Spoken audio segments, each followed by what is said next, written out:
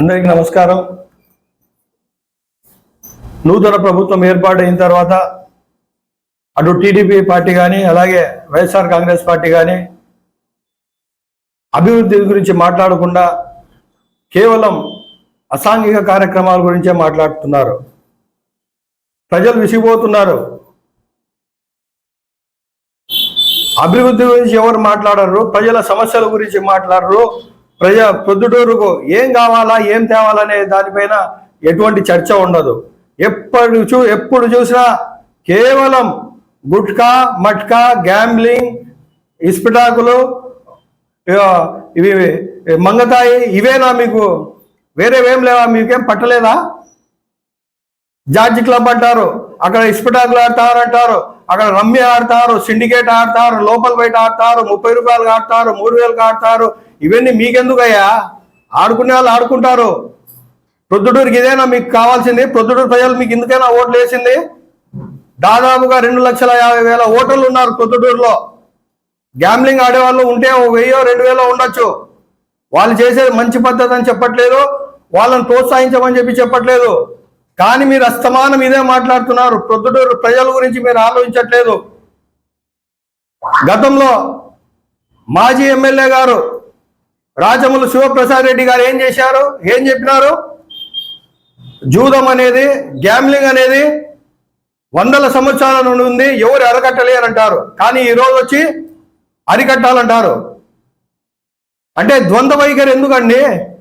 మీరు ప్రభుత్వంలో ఉంటే అరికట్టలేము, ఇది ఎప్పటి నుంచో వస్తుందంటారు. ప్రతిపక్షంలో ఉన్నప్పుడు అరికట్టాలంటారు. అంతగా అయితే పోయి లెటర్ ఇవ్వండి. గంటల సమయం మీరు మీడియా ద్వారా ప్రజలకు రుద్దుతా ఉన్నారు. మీరు రాజకీయ ఎజెండాలను పెట్టుకొని ప్రజలకు రుద్దుతా ఉన్నారు. ప్రజలు విసిగిపోతున్నారు. ప్రొద్దుటూరు పట్టణంలో వేరే సమస్యలు లేవా? పార్కింగ్ సమస్య లేదా? ప్రొద్దుటూరులో రోడ్లు వెడల్పు చేయాల్సిన అవసరం లేదా? మంచినీళ్ళ సమస్య లేదా ప్రొద్దుటూరులో? దీని గురించి మాట్లాడండి. దీని గురించి మాట్లాడండి. 41 వార్డులు అలాగే రాజపాలెం మండలంలో అనేక సమస్యలు ఉన్నాయి. దాని గురించి మాట్లాడకుండా కేవలం గుట్కా మట్కా ఎవరో అక్కడ హైదరాబాద్లో డ్రగ్స్ అమ్ముతా పట్టుబడితే అతని గురించి మాట్లాడతారు. అంటే ప్రజలకు ఏమవసరం అండి వీళ్ళతో? చెప్పండి మీరే. అంటే మీరు ఇండైరెక్ట్ గా ఒక యువతను మీరు ప్రోత్సహిస్తున్నారు. డ్రగ్స్ అనేది పొద్దుటూరులో కూడా దొరుకుతుంది, లభ్యమవుతుందని మీరు ఇండైరెక్ట్ గా తెలియజేస్తా ఉన్నారు. జార్జి క్లబ్ లో పేకాట ఆడొచ్చు అని చెప్పి మీరు యువతకు తెలియజేస్తా ఉన్నారు. అవసరం లేని విషయాలు ఎందుకు ప్రజల మీద రుద్దుతా ఉన్నారు? పదండి, నేను చూపిస్తా. ప్రతి వార్డులో పొద్దుటూరులో ఎన్ని సమస్యలు ఉన్నాయి దాని గురించి మాట్లాడతా. అధికారులు చక్కదిద్దండి. మొన్న 4 రోజుల క్రితం మాజీ ఇక్కడ చేసిపోయిన కమిషనర్ గారి మీద ఛార్జెస్ ఫ్రేమ్ అయినాయి. దాని గురించి మాట్లాడండి. ఏసీబీ అవినీతికి నిలయం అది. ఏసీబీ అంటే పోయి చూడండి, వాళ్ళ మీద ఛార్జెస్ ఫ్రేమ్ అయినాయి. గతంలో ఇక్కడ పనిచేసిన వాళ్ళ గురించి అధికారులను కట్టడి చేయండి. దీని గురించి మాట్లాడకుండా దోవలు విపరీతంగా పెరిగిపోతా ఉన్నాయి ప్రొద్దుటూరులో. ఎన్ని ఫాగింగ్ మెషిన్లు ఉన్నాయి? 2 ఉన్నాయి ఫాగింగ్ మెషిన్స్. అది ఇంకోటి ఎప్పుడు ఒకటి పని చేసి ఒకటి రిపేర్లో ఉంటుంది. ఈ వాటిలో దాదాపుగా కొట్టి 1 నెల పైన అవుతుంది. నూతన ప్రభుత్వం ఏర్పడిన 7 నెలల తర్వాత ఇప్పటి వరకు ఒక్క అభివృద్ధి కార్యక్రమం అన్నా చేశారా? కాంట్రాక్టర్లు ఏడుస్తా ఉన్నారు. వ్యాపారస్తులు వ్యాపారాలు ఏమంటారు? ఒక సైడ్ ఈ ఎలక్ట్రానిక్ మీటర్లు అని చెప్పి ప్రజలకు ఇబ్బంది పెడతా ఉన్నారు. ఇళ్ల పట్టాల గురించి మాట్లాడండి. 25,000 ఇళ్ల పట్టాలు ఇచ్చామని చెప్పి వివిధ కొట్టే వైకాపా నాయకులకు నేను సూటిగా ప్రశ్నిస్తా ఉన్నాను.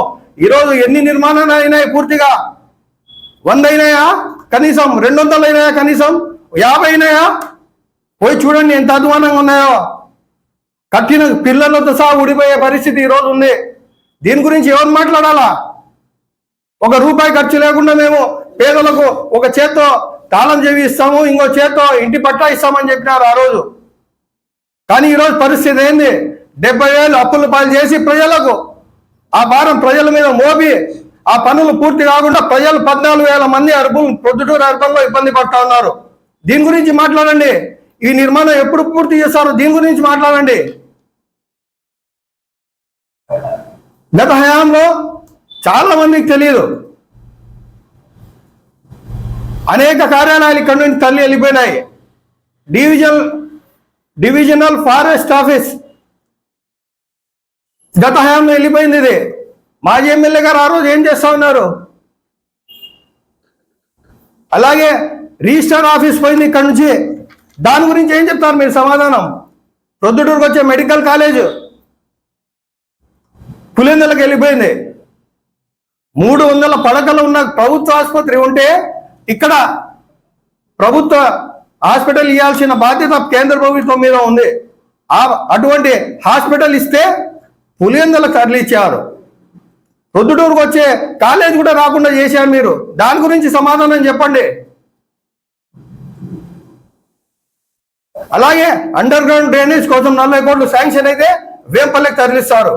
దీని గురించి మాట్లాడండి మీరు. అభివృద్ధి యువతకు ఏం చేస్తారు, ఉద్యోగాలు ఎలా చేస్తారు, దీని గురించి మాట్లాడండి. పొద్దున్న లేసప్పుడు గుట్కా మట్కా ఇవేనా మీకు? గ్యాంబ్లింగ్ ఇవేనా? డ్రగ్స్ ఇవేనా? మాజీ ఎమ్మెల్యే గారు ఊదరగొట్టారు. నేను ఈయన ఎమ్మెల్యే అయితే నేను మంత్రి పదవి ఆశించను, ఏదో ఈయనకు మంత్రి పదవి ఇస్తామని చెప్పేసేట్టు ముందే సంవత్సరానికి 500 కోట్లు చెప్పుకునే 2500 కోట్లు తీసుకొస్తానని చెప్పాడు మాజీ ఎమ్మెల్యే గారు. కానీ ఈరోజు పరిస్థితి ఏంటి? 4 పనులు క్యాన్సిల్ అయిపోయినాయి ఆల్రెడీ. మార్కెట్ 50 కోట్లకు గాను కేవలం 21 కోట్ల నిధులు విడుదలనే ఇంతవరకు అంతే. ఆర్టీసీ బస్టాండ్ అంటారా, అది 5 కోట్ల చిల్లరతో మొదలుపెట్టిన పని, అది ఇంకా జరుగుతూనే ఉంది. అదే కేంద్ర ప్రభుత్వం అలాగే రాష్ట్ర ప్రభుత్వం స్పెషల్ గ్రాంట్ ఇచ్చింది కాదు, అది రాష్ట్ర ప్రభుత్వం ఇచ్చింది కాదు, వాళ్ళ ఫండ్స్ వాళ్ళు కట్టుకుంటా ఉన్నారు. పెన్నా నది బ్రిడ్జ్ ఏంటి 20-25% పూర్తయింది అంతే. దాని గురించి మాట్లాడరు. ఇంజనీరింగ్ కాలేజ్ 20% అంతే. మొదలుపెట్టిన 5 కార్యక్రమాల్లో 4 కార్యక్రమాలు క్యాన్సిల్ చేశారు. ఈ సందర్భంగా నేను తెలుగుదేశం పార్టీ నాయకులు కూడా తెలియజేస్తా ఉన్నాను, ప్రశ్నిస్తా ఉన్నాను. ముఖ్యంగా ప్రొద్దుటూరు ప్రజల కోసం మంచినీటి పైప్ లైన్ మార్చడానికి అని చెప్పి దాదాపుగా 150-160 కోట్లతో ఆ రోజు తెరతెచ్చిన పని ఈరోజు క్యాన్సిల్ చేశారు. అంటే ప్రొద్దుటూరు ప్రజలు మంచినీళ్ళు తాగే భాగ్యం లేదా? ప్రజలు పన్నులు కట్టట్లేదా? అంటే ప్రజలు చిలిం పట్టిన పైపుల్లో నీళ్లు తాగి ఆరోగ్యాలు పాడు చేసుకోవాలనా? సమాధానం చెప్పండి దీనికి. డ్రైనేజ్ కాలువల కోసం 150 కోట్లు 160 కోట్లు దానికి కూడా ఆ రోజు ఆమోదించారు. ఆ పని కూడా క్యాన్సిల్ చేశారు. అంటే ప్రొద్దుటూరు ప్రజలు ఈ దుర్బంధకరమైన వాతావరణంలో ఉండాల్సిన అవసరం ఉంది. ఈరోజు మంచి వాతావరణం వద్దా? డ్రైనేజ్ వద్దా? ప్రొద్దుటూరుకు మంచి డ్రైనేజ్ సిస్టమ్ వద్దా?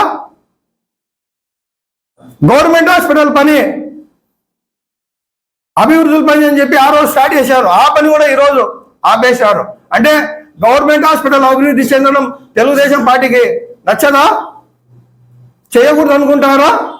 ఆర్ట్స్ కాలేజ్లో 20 కోట్ల పై ఆ రోజు మంజూరు చేశారు. ఆ పనులు కూడా ఆపేశారు. అంటే పేద విద్యార్థులు ఉన్నత విద్య చదువుకోవద్దా? సమాధానం చెప్పండి దీనికి.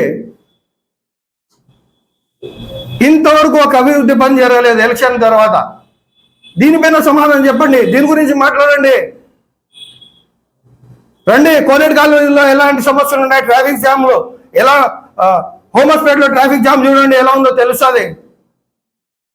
ట్రాఫిక్ సమస్యలు ఒకవైపు, మున్సిపాలిటీ డ్రైనేజ్ సమస్య ఒకవైపు, దోమల సమస్య ఒకవైపు, మంచినీళ్ళ సమస్య ఒకవైపు, ఇన్ని సమస్యలు పెట్టుకొని కూడా ఏం సమస్యలు లేనట్టు మీరు కేవలం వ్యక్తిగత విమర్శలు చేసుకుంటూ మీరు రాజకీయ ఉనికి కోసం మీరు ప్రజలకు మభ్యపెట్టడానికి మీరు ట్రై చేస్తూ ఉన్నారు. గత హయాంలో ఏం జరిగినాయో ఈరోజు కూడా అవే పనులు జరుగుతూనే ఉన్నాయి. ఏమంటే మీరు డైవర్షన్ పాలిటిక్స్, ప్రజల దృష్టిని మళ్లించి వీళ్ళ పనులు వీళ్ళు జరుగుతూనే ఉన్నాయి. లోపల రహస్య మిత్రులు వీళ్ళు, టీడీపీ వైసీపీ రహస్య మిత్రులు. నేను కొట్టినట్టు నటిస్తా, నువ్వు ఏడ్చినట్టు నటించని చెప్పి వ్యక్తిగత విమర్శలు చేసుకుంటూ ప్రజా సమస్యలను పక్కదో పట్టిస్తూ ప్రజా సమస్యల మీద మాట్లాడకుండా ప్రజా సమస్యల పరిష్కారానికి దృష్టి పెట్టకుండా ఈరోజు ప్రజలకు విసిగిస్తూ ఉన్నారు. ప్రజలు గమనిస్తూనే ఉన్నారు. ఇవన్నీ ఏదైనా ప్రజలకు ఉపయోగకరమైన మాటలు మాట్లాడి వారి అవసరాలను తీర్చే విధంగా పనిచేయాలా. ప్రొద్దుటూరు ప్రజలకు నేను ఈ సందర్భంగా కోరుకునేది, సవినయంగా నేను తెలియజేసేది ఏంటంటే, గమనించండి, ఏ నాయకుడు ఎలా ఉన్నారు మీరు గమనించండి. గత హయాంలో వైకాపా హయాంలో ఏం జరిగింది, ఈరోజు టీడీపీ హయాంలో ఏం జరుగుతుందో అంతా గమనించండి. అన్ని పనులు యథావిధిగా జరుగుతూనే ఉన్నాయి. ఆ రోజు ఏం జరుగుతున్నాయో ఈ రోజు ఏ జరుగుతూ ఉన్నాయి. కానీ అభివృద్ధి పని ఒక్కటి జరగట్లేదు. ప్రజల సమస్యలు పరిష్కారం అవ్వట్లేదు. గమనించండి, మనం వేసిన ఓటు ఇందుకేనా? గమనించండి, రాబోయే రోజుల్లో ఒక మంచి నాయకత్వాన్ని మనం ఎంచుకొని మనమందరం ఏకతాటి మీద ఉండి ప్రొద్దుటూరు అభివృద్ధి చేసుకోవాల్సిన బాధ్యత మనందరి మీద ఉంది. వ్యక్తిగత విమర్శలు చేసుకునే నాయకులు మీకు కావాలా, లేకుంటే మీ సమస్యలు మీ ఇంటి దగ్గరకు వచ్చి మీ సమస్యలను పరిష్కరించే నాయకుడు కావాలో మీరే తెలుసుకోవాలని చెప్పి ప్రతి ప్రొద్దుటూరులో జరుగుతున్న ఈ ప్రతి విషయాన్ని మీరు గమనించాలని చెప్పి ఈ సందర్భంగా తెలియజేసుకు మనస్ఫూర్తిగా సెలవు చేసుకుంటున్నాను.